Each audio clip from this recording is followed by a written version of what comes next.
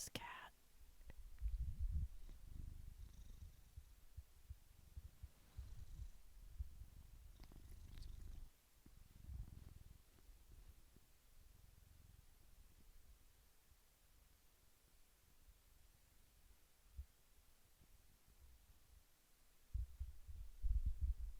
He's the best.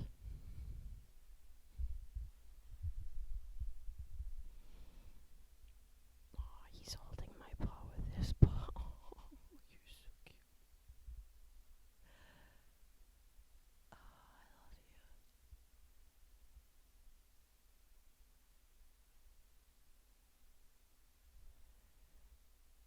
There's no love like cat love. It takes a while to win their trust, but once you get cat love, there's no other love like it.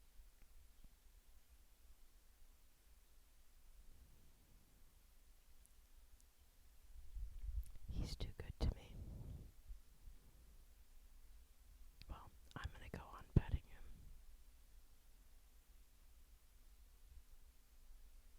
So, we're just gonna have to deal with the scrolling issue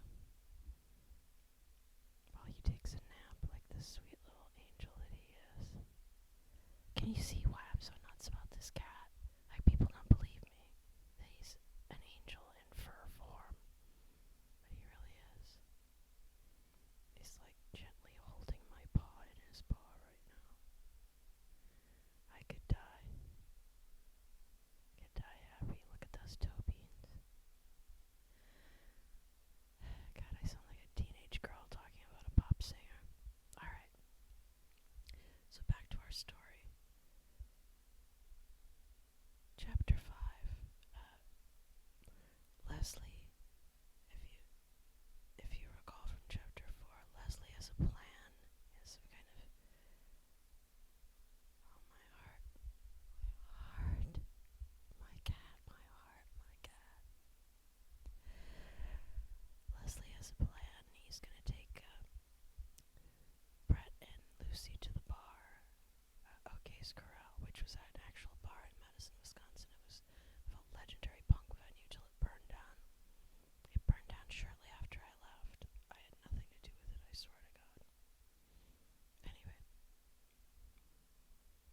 this scene takes place in kind of a legendary punk rock venue that was lost to a fire, I think around early 2000s, like maybe 2001, 2002, that area.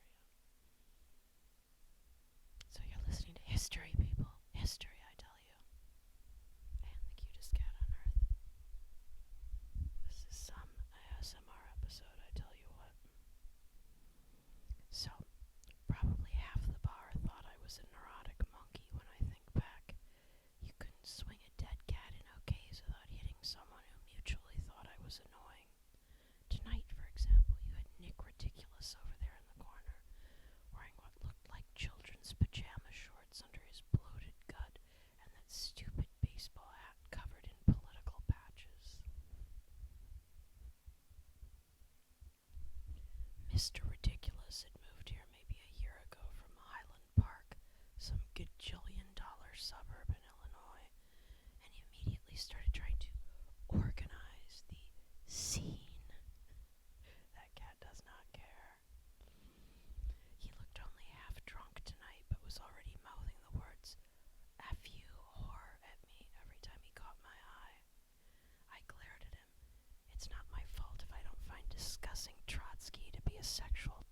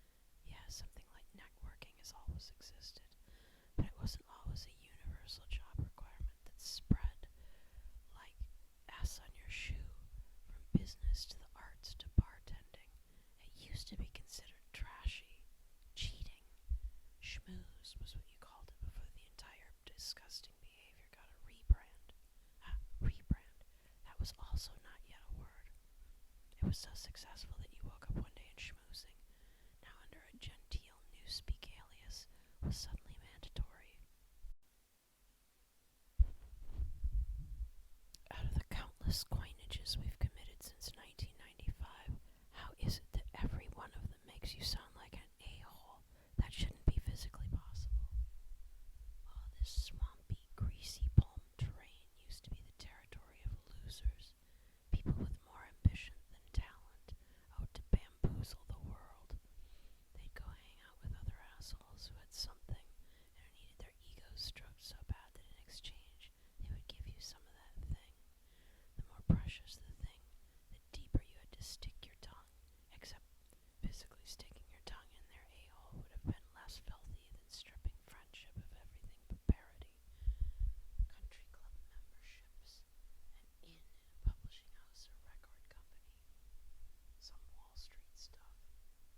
It might not get you far in life on the surface, but you would never know what it was like to make love to someone who respected you. Well, now that everyone does it, all you get from the sale of your dignity is a cubicle or a shovel. Was it worth it, jerks? Think about it. How would you define networking? Maybe it seems like a normal part of life, but what if I made you spell it out into words? It sounds boring, but it's darker than that.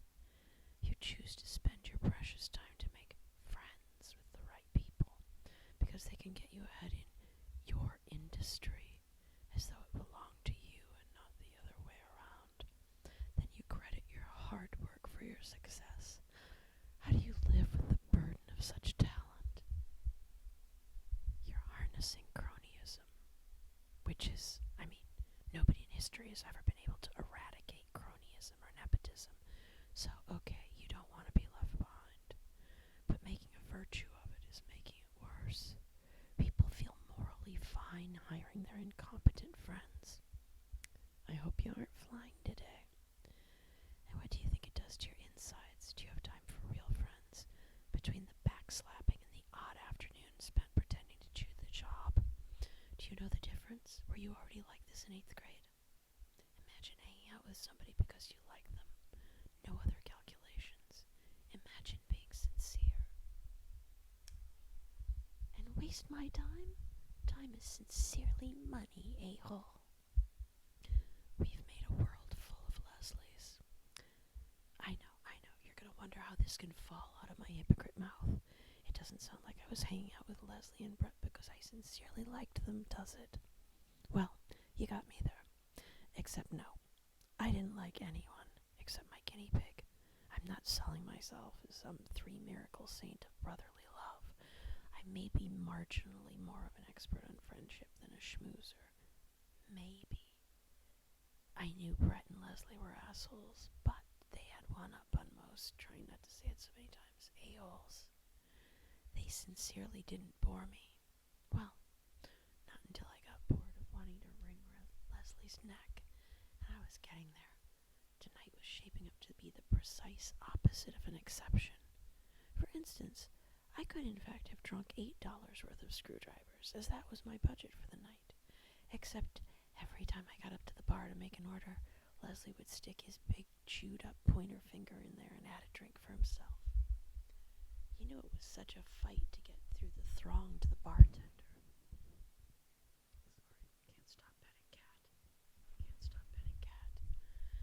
Knew it was such a fight to get through the throng to the bartender, who could barely hear the order, much less understand me if I tried to explain that no, don't make that drink, that guy is trying to freeload.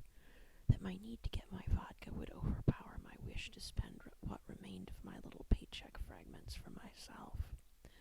But that was ordinary Leslie. Worse, the clumsy schmoozing felt like a vicious attack on the illusion of magic. Being at a punk show with ulterior motives was like battery acid dumped all over the romance. I don't know, maybe I'm unusually bad at protecting my illusions. Or good? That night was the first time I noticed how obnoxious a tiny, smoky room full of antisocial drunks and noise could be. We treated it like a religion. But I remember perching in a corner, watching Leslie jerk his chin front and back to the monster movie soundtrack they were playing between bands, looking around to see who noticed how much he appreciated this esoteric nugget of coolness. Only Nick Ridiculous was looking, and I wondered whether this ritual wouldn't be a chore without the cups of poison. Chore without a chalice. That could be a band name, I interrupted myself. Well, song name maybe.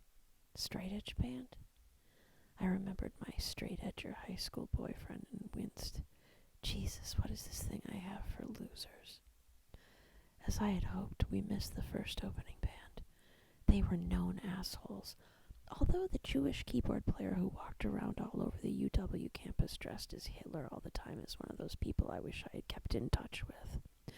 I was hiding behind drinks number 6 and 7 while trying to light my cigarette with my 2 free fingers when Leslie finally found his intended victims, poking their greasy heads out from the curtain that served as backstage, the senseless pickles. The instant I saw them, waving at Leslie with their lopsided howdy grins, I sighed so hard I would have lost my cigarette if my lips weren't so chapped. The senseless pickles looked like Fritz the unemployed Elvis impersonator if you split him into a quartet of varying heights. They wore matching bowling shirts with some local beer brand that wasn't Huber embroidered on a weird neck pocket. What do you know?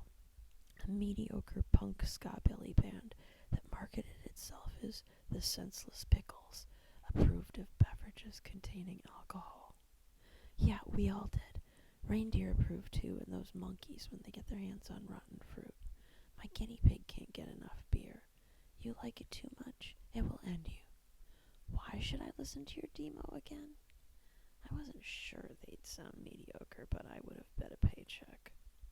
And yet, there they were, in all their high self-esteem lameness, touring the country, being helped out and tolerated, while I was dragged behind Leslie's runaway train, hoping he could hit the balance between drunk and sober long enough to practice our 2 songs. I don't know, maybe I'm merely envious of other people's what? I lost my train of thought right there, like I'm still drunk on vodka decades later. What mysterious rotten fruit did I envy, in which I lacked to the point that I preferred rotting in a dish room to working in a phone bank? Social mojo? Not that the Senseless Pickles had much of that, but they had the second best thing. They were too dull to notice the grating nature of their huckstery. I tend to operate by brute force, sure, but these types operate via brute force that's not even their own. They find the cool local record producer guy's house in their hometown and make romantic gestures under his window till he bequeaths them stickers in a tour van. And there was Brett, shadowing Leslie, acting cool as hard as he could, and laughing at all of their jokes. He found the lead singer and locked on with his big brown cow eyes. Now, before I tell you the next part, don't get me wrong. Never let it be said that I'm definitely trying to hint that Brett was gay, okay? Nor am I giggling about it. Nor did I, unless it was to annoy Leslie. I don't know about the regulation humans, but if you were even close to not being hermetically surrounded by absolute normies, being gay or bisexual in the 1990s was not that big of a deal. We mocked the singer Morrissey relentlessly for being coy about it. Like, dude, we know, and so what? Brett went out of his way to be weird otherwise. He lived his life in a milieu about half a world out from the center from Morrissey, so I have no idea what motivation he would have had to pretend not to be queer. Yeah, on the map we were buried neck deep in middle America, but have you ever been in the woods? Some people out there still believe in a Christian God, but it only gets weirder from there. But maybe Brett wasn't as cool with Brett as he let on. Maybe he secretly wanted to be a real live human, eh? How did he imagine getting there? I wasn't as weird as he was, whether you count percentage gayness or no, and I never found a place. They eventually noticed. There's no way he was too dumb to know he had nothing to lose. I meant to get him back in the viewfinder. He's just gonna keep sleeping right there. My doll. Okay, back to the story. couldn't see through that thick skull then, and certainly not now. All I'm saying is that when Leslie introduced us as the incognito mosquitoes to the senseless pickles, it reminded me of a high school prom. Okay, fine, a movie about a high school prom. I didn't go to mine. There were 4 pickles and 3 of us, and a corner of my mind couldn't help thinking that the only way for this to be symmetrical was for one of the opposing team to be into dudes. As it was, pickle number 3, the only hot one, had a girlfriend.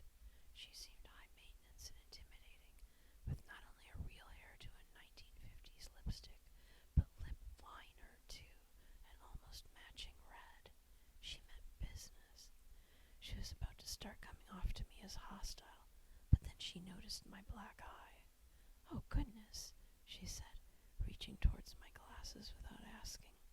I ducked my head away as subtly as I could, which wasn't very, so she swung back into being hostile, a land speed record to match the hot rod tattoo between her boobs. "Heh," said Leslie. "She just, had an unfortunate..." A sticky adenoidal voice broke in. Did she have a breakup with her boyfriend? Poor thing, she looked so sweet. He didn't know what he had, honey."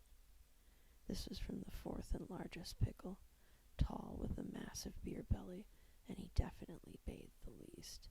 I could smell him through the Leslie reek blast radius, even with Leslie standing right between us. "Yeah, I'm not breaking up with anyone," I spat. "Claude is not my boyfriend. He's my..." "That's right, Lucy. You gotta wash that man right out of your hair. He's not your boyfriend anymore." Leslie patted my head and I bit him. "She's just wasting away from grief, man, the little..." Leslie struggled not to say the B word for so long, he forgot that he was talking. Not that the smelly pickle noticed. I got the feeling he was used to hearing that all girls within his smell blast radius were married, so this was raw meat. Not that my dumbass noticed much more than what he did next, which was to ask me what I wanted to drink as he was buying.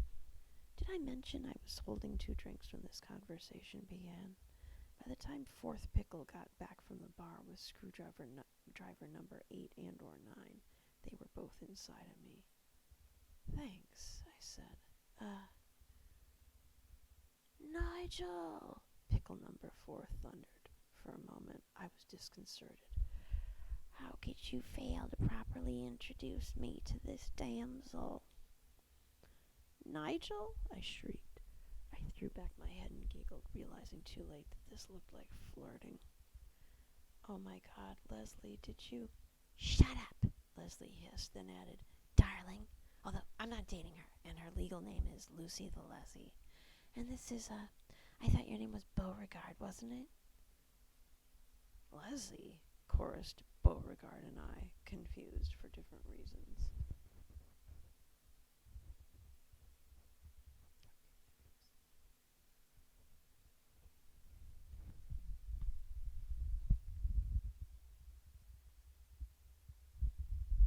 Just got one snore out of him. "Leslie," chorused Beauregard and I, confused for different reasons. I mean Leslie as in let's party," Leslie Nigel hooted, trying to slide his feet apart disco style. He almost fell down. I realized with some sympathy that he had crossed the line into the fog of booze. "It's an inside joke." "Oh," said Beauregard dubiously. "And, Beauregard is, He hid his mouth with his hand and hissed conspiratorially at us. "Beauregard is my name when I'm in my other band, the all-country one." He got close enough to whisper. "Which name do you prefer, little lady?" I struggled not to gag on his breath and giggled again. Now that I was worried about appearing to flirt, I couldn't stop. Sometimes half my brain thinks the other half is a mean parent and it's not going to do what that B word says. Beauregard is... I desperately wanted to say Beauregard is slightly less confusing for reasons of which the both of you ought to be ashamed, but instead it came out, Beauregard is cute. Beauregard cracked what I suppose was a grin, which released an especial puff of stench. Whilst I was recovering, they somehow launched into an endless discussion of everyone's guitar and drum gear. The only interesting part was Brett bragging about my apple red bass like he'd selected it himself. They didn't seem to notice when I sidled away from the blended gang and went in back to play pinball. As the Pickles went backstage to get ready for their set, Leslie found me again, Brett in tow. "Good job not quite fucking that up," Nigel said, slapping a flipper at random. "Good job fucking up my game. That was my last quarter. Do you have any change?" Shameless panhandling, Lucy. What are you, Paul's mom? He said. I stared at him incredulously. He shrugged, drunk enough to be suddenly sheepish. He was saved by the stereo cutting out and the Pickles taking the stage, to use a slightly too aggrandizing phrase. In reality, they hopped up on a foot-tall plywood platform 5 feet deep and 10 feet wide in front of a former shop window facing the street. The huge window was now painted black, but the occasional drunk driver would suddenly appear through it in a waterfall of breaking glass. Legend had it this once decapitated a guitarist.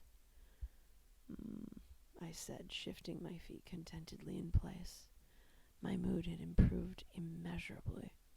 On the way backstage, Beauregard had stopped by to ask if I needed a drink. I told him I was a superhero who needed a screwdriver in each hand to dismantle the villain. Although I'm fairly sure he knew that was a joke, he came back bearing another pair of bucket-sized vodka and orange juices before giving me a GI salute and lumbering up to his drum kit. He was the drummer, too, a match made in heaven. "What was I supposed to be fucking up anyway?" I said. "You fucked it up. Or you tried. We all got our free drinks." "Shh, show's starting. Do they think we know garbage?" I squinted at him. "Oh, Nigel, what did you tell them? Is this one of your things where you expect me to be on board with lying for you, but you didn't even tell me what you wanted me to lie about?" "Lucy." Leslie put his head in his hand dramatically, as though the mental defective here were me. "Yeah, something like that. And I didn't get a free drink." "Except for the ones you mooched from me," I snarled. He ignored that and looped back sarcastically, imitating me. "Do they think we know garbage?" "Jesus. Yeah, Lucy, they think we know garbage. That's what's going on here. They're gonna let us open for them because, yeah, garbage. Just don't be rude, and yeah, pretend you're a music producer, or Shirley Manson, after an industrial accident." "Okay," I said cheerfully, "but what would Shirley Manson be doing in an industrial zone?" "Buying crack? I don't know. Just try to seem cool. And cool, if you know what I mean." I had no idea, but I didn't want to listen to Leslie's voice anymore, so I smiled and headbanged. The Pickles, as it turned out, were worse than mediocre, but the vodka was hitting me the right way. Sometimes it did that, and the life into which I had wandered in the absence of anything better almost seemed worth the trouble. Guitar amps. Sometimes they sound like actual heaven. It doesn't matter what kind of baboon is strumming the strings. Even if you're listening to it on a cassette tape the next day in a 120-degree dish room with exactly the hangover you earned whilst discovering it. It would have maybe been healthier to find all that music on the internet, rather than tracking it down on the rough streets of Meatsville, where I needed to consume my own volume in vodka and orange juice to tolerate all my friends. But people don't love things as much when they're easy. I'm not going to say the Humpers or the Devil Dogs or Boris the Sprinkler or the Makers were not objectively great bands anyway. But the fact that I had to swim through a mosh pit or wait for the mail to get to their recordings added something to my brain ham that could reach out to the plain sound and make a third thing to bastardize a claim some goofball rock journalist made about a suicide. But for every Humpers you found, there were hundreds and thousands of Pickles.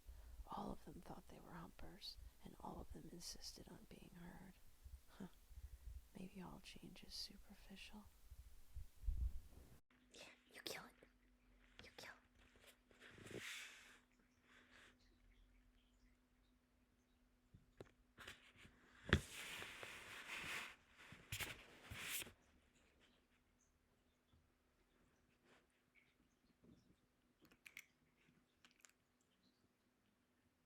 Kill it, buddy. Kill it. Come on, kill. Kill.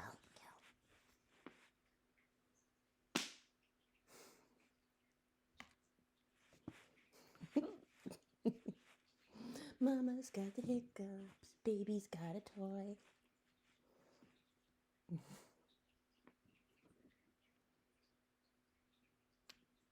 Don't you want to kill things? Come on. Kill.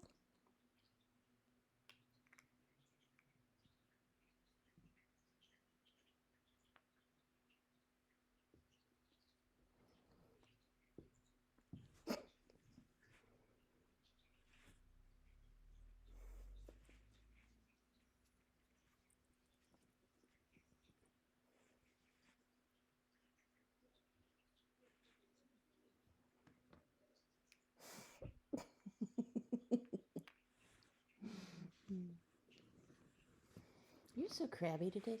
You're so crabby.